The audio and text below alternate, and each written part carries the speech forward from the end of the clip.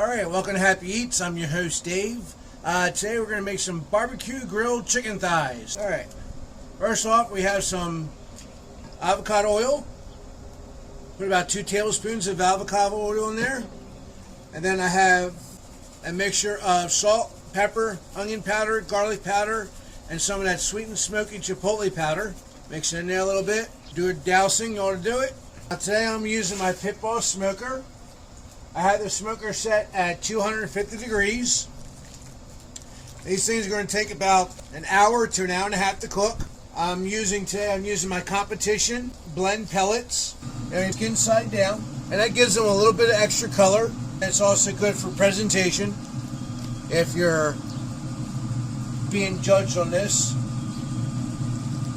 you want presentation. I'm not being judged on it, so I'm not really too concerned about the presentation part. Now they look relatively close, but they're far enough apart. Everything is going to get equal amount of smoke. Just lay them out there just like that. Alright, so they're just going to sit in there just like that, and they'll sit there like that for about 20 to 25 minutes at 250 degrees, and then we're going to flip them for another 25 minutes, and we'll put some barbecue sauce on them. Hey everyone, we're about 30 minutes into this, and as you can see, they're cooking up real nice on this side. So we're at the final leg here. Go ahead and pop this off. I'm going to put some barbecue sauce on there. Make them all happy. This is homemade barbecue sauce.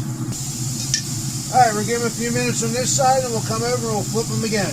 Okay, so we got the first side done. Go ahead and flip these over. Like that,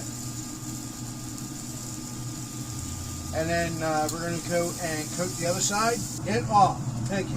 All right. Taste test. Oh yeah, that'd be good. Take a quick look at all these. Yeah, they look really good. We'll go ahead and pull these off now.